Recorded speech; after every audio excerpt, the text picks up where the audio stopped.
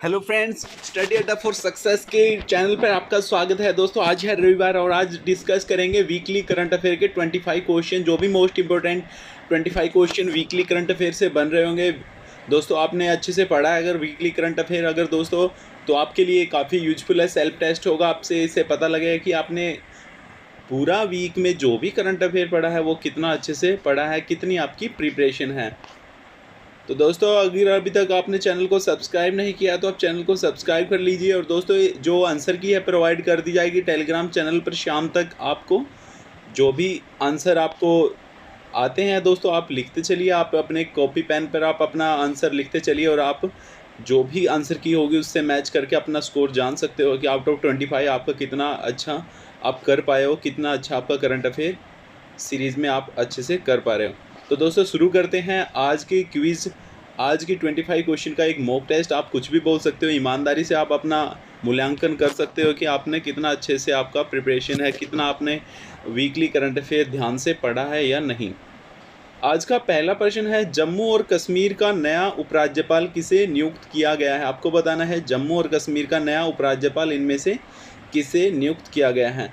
Option दिए गए हैं, Manoj Sinha, option B Sunil Joshi, option C Manoj Sindhe, option D Rakesh Sinha. इनमें से आपको बताना है कि जो जम्मू और कश्मीर का नया उपराज्यपाल नियुक्त किया इनमें से किसे किया गया है। दूसरा प्रश्न है, भारतीय लघु उद्योग विकास बैंक है सिडबी, उसके अध्यक्ष कौन है। आपको बताना है सिडबी के अध्यक्ष कौन है। ऑप्शन ए है उर्जित पटेल, ऑप्शन बी है मुश्ताक अहमद, ऑप्शन सी है मोहम्मद मुस्तफ़ा, ऑप्शन डी है राजीव मेहता। इनमें से बताना है कि जो सिडबी है बैंक, उसके वर्तमान अध्यक्ष कौन है। अगला प्रश्न है, किस राज्य में थेन जोवल गोल्फ रिजॉर्ट परियोजना का उद्घाटन किया गया है। आपको बताना है इनमें से किस राज्य में ये थेन जोवल गोल्फ रिजॉर्ट है उस परियोजना का शुभारंभ किया गया है हाल ही में कुछ समय पहले। दोस्तों वीकली करंट अगर आपने वीकली लेक्चर अच्छे से पढ़े हैं तो आपको पता होगा।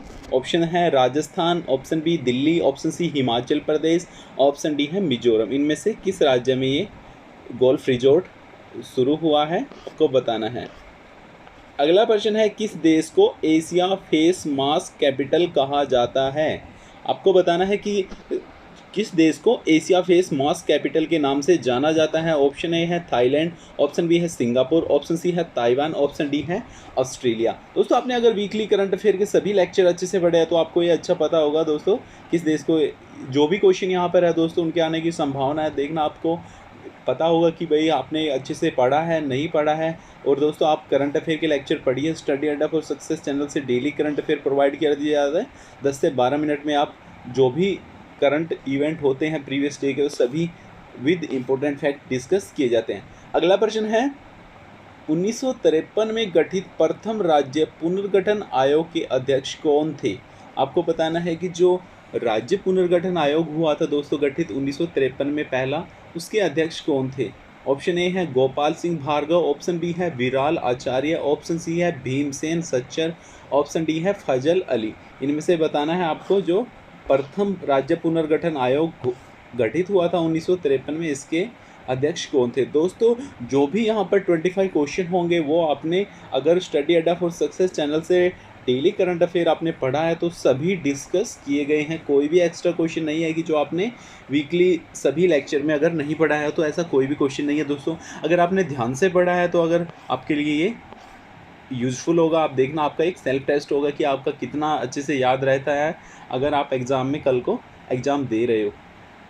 अगला प्रश्न है, भारत के पहले सीएजी नियंत्रक और महालेखा परीक्षक सीएजी किसे नियुक्त किया गया था। भारत के पहले सीएजी का नाम बताना है आपको इनमें से।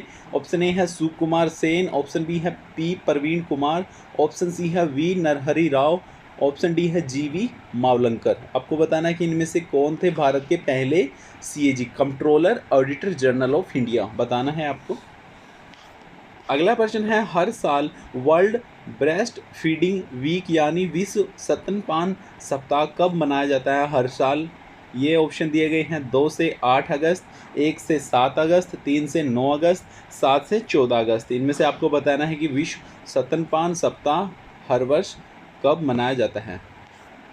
अगला प्रश्न है, अगस्त 6, 1945 में हिरोशिमा पर हुए परमाणु बम हमले में कौन सा विस्फोटक का इस्तेमाल किया गया था? आपको बताना है इनमें से कौन सा विस्फोटक इस परमाणु बम में इस्तेमाल किया गया था। ऑप्शन ए है कैडमियम, ऑप्शन बी है पोटेशियम, ऑप्शन सी है रेडियम, ऑप्शन डी है यूरेनियम। इनमें से आपको बताना है कि किस विस्फोटक का इस्तेमाल इस परमाणु बम में किया गया था। दोस्तों अगर आप अच्छे से आपने लेक्चर देखे हैं तो आपको सभी जानकारियाँ इसमें प्रोवाइड कर दी गई थी सभी लेक्चर में। अगर आप देखना, अगर आपने करंट अफेयर अगर अच्छे से पढ़ा है डेली लेक्चर, तो आपको ये सभी क्वेश्चन पता होगा और इनमें से आपको आने वाले एग्जाम में क्वेश्चन भी देखने को मिलेंगे। अगला प्रश्न है लेट्स मेक मनी सिंपल किस बैंक की टैगलाइन है? आपको बताना है कि लेट्स मेक मनी सिंपल किस बैंक की टैगलाइन है। ऑप्शन ए है HDFC बैंक, ऑप्शन बी है Punjab national bank, option C है Kotak Mahindra bank, option D है इंडियन ओवरसीज बैंक। इनमें से बताना है कि किस बैंक की टैगलाइन है लेट्स मेक मनी सिंपल। अगले प्रश्न पे आते हैं मॉक टेस्ट के। हाल ही में डिजिटल इंडिया और ई गवर्नेंस 2020 प्रतियोगिता में किस मंत्रालय को स्कॉच गोल्ड अवार्ड मिला है? ऑप्शन ए है पर्यावरण मंत्रालय, ऑप्शन बी है स्वास्थ्य मंत्रालय, ऑप्शन सी है जनजातीय कार्य मंत्रालय, ऑप्शन डी है अल्पसंख्यक कल्याण मंत्रालय। और दोस्तों जो भी फ्रेंड्स, जो भी दोस्त अगर जिसके 25 क्वेश्चन बिल्कुल सही बन रहे हैं तो वो आप कमेंट बॉक्स में बता सकते हो कि आपके 25 आउट ऑफ 25 आपके 25 अगर आपके सही बनते हैं तो दोस्तों तो आपका प्रिपरेशन अच्छा है। आप देखना आपका काफ़ी हेल्पफुल होगा आने वाले एग्ज़ाम में। इसमें यहाँ पर जो भी स्टैटिक जीएस के क्वेश्चन हैं, जो भी इंपॉर्टेंट फैक्ट होते हैं सभी डिस्कस किए जाते हैं। अगला प्रश्न है भारत के केंद्रीय वाणिज्य और उद्योग मंत्री कौन है? आपको बताना है भारत के केंद्रीय वाणिज्य और उद्योग मंत्री कौन है। ऑप्शन दिए गए हैं doctor Harshvardhan Singh, option B है पीयूष गोयल, ऑप्शन सी है अर्जुन मुंडे, ऑप्शन डी है किरण रिजिजू। इनमें से बताना है कि भारत के वाणिज्य और उद्योग मंत्री कौन है। मॉक टेस्ट का अगला क्वेश्चन है छत्तीसगढ़ राज्य में विधानसभा सीटों की संख्या कितनी है? आपको बताना है छत्तीसगढ़ राज्य में विधानसभा की सीटों की संख्या क्या है। ऑप्शन ए है 80, ऑप्शन बी है 60, ऑप्शन सी है 70, ऑप्शन डी है 90। इनमें से बताना है कि जो भी छत्तीसगढ़ राज्य में विधानसभा की सीटें इनमें से कितनी हैं। अगला प्रश्न है किस राज्य द्वारा शहीद महेंद्र कर्मा तेंदुपत्ता संघर्ष समाज सुरक्षा योजना की शुरुआत की गई है?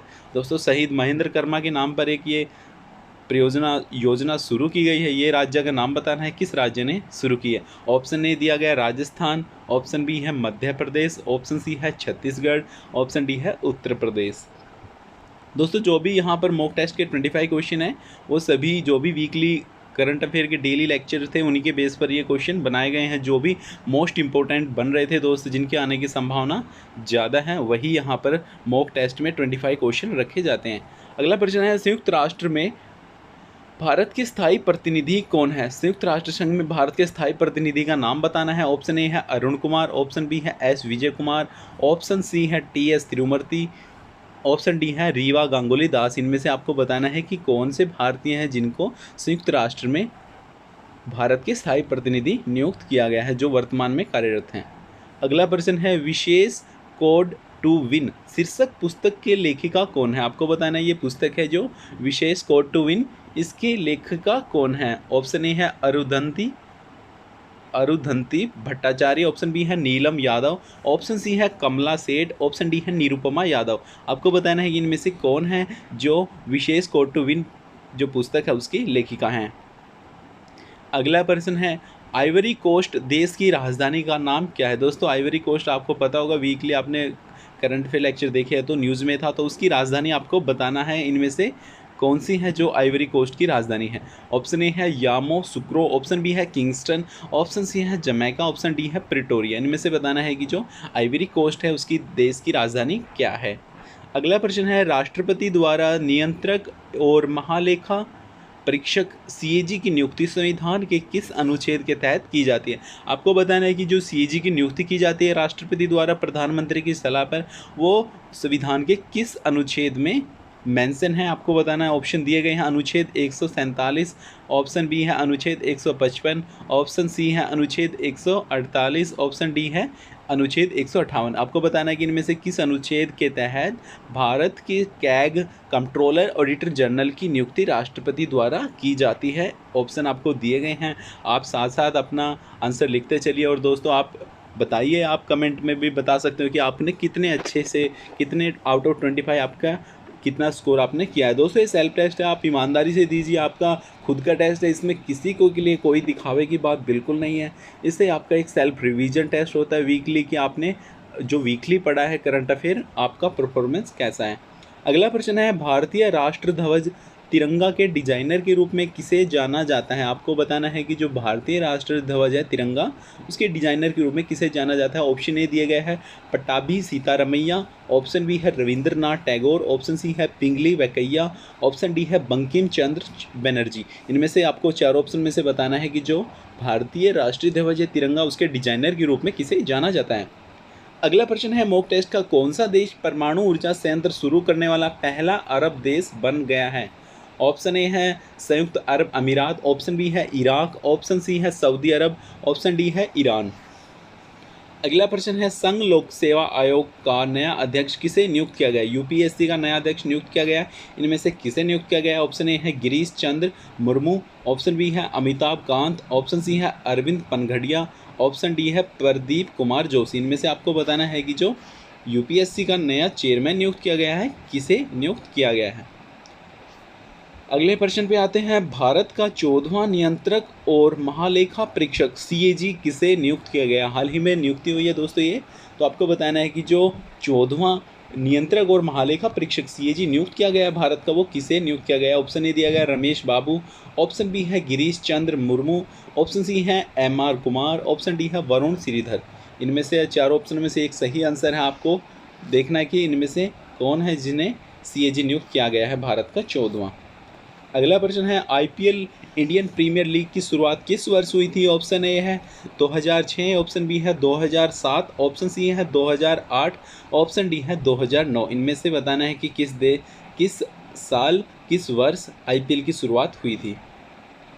अगले प्रश्न पे आते हैं, राष्ट्रीय हथकरघा दिवस कब मनाया जाता है। दोस्तों हैंडलूम डे मनाया जाता है हर वर्ष, ये कब मनाया जाता है आपको बताना है। ऑप्शन ए है 6 अगस्त, ऑप्शन बी है 5 अगस्त, ऑप्शन सी है 7 अगस्त, ऑप्शन डी है 8 अगस्त। अगले प्रश्न पे आते हैं, भारतीय रेलवे बोर्ड के अध्यक्ष कौन है। आपको बताना है भारतीय रेलवे बोर्ड के अध्यक्ष कौन है। इनमें से ऑप्शन ए है मनोज सिन्हा, ऑप्शन बी है वीके यादव, ऑप्शन सी है राजेश जोशी, ऑप्शन डी है वरुण कुमार पनघड़िया।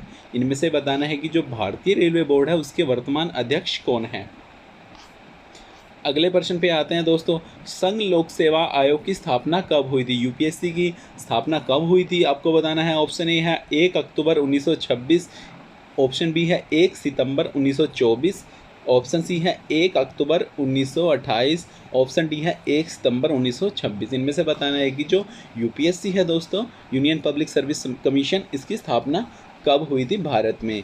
दोस्तों आज का मॉक टेस्ट इतना ही दोस्तों, 25 क्वेश्चन का होता है। जो भी मोस्ट इंपॉर्टेंट क्वेश्चन लगते हैं दोस्तों वीकली, आपने करंट अफेयर जो पढ़ा है उसी के बेस पर ये टेस्ट होता है दोस्तों। आपका सेल्फ टेस्ट है, इसमें कोई दिखावा नहीं है बिल्कुल भी। और दोस्तों आपसे ये मांगूंगा कि भाई आपको कितना अच्छा स्कोर हो रहा है, तो आप कमेंट बॉक्स में ज़रूर बताइए कि आपने आउट ऑफ 25 आपका कितने सही आंसर आपने खुद से किए। दोस्तों इससे एनालाइज होगा कि कितने सीरियस कैंडिडेट लेक्चर देख रहे हैं। दोस्तों आपके लिए ये लेक्चर दिए जाते हैं कि आपका आने वाले एग्ज़ाम में आपके लिए हेल्प मिले, करंट अफेयर सेक्शन से आपको क्वेश्चन आप इजीली कर पाओ।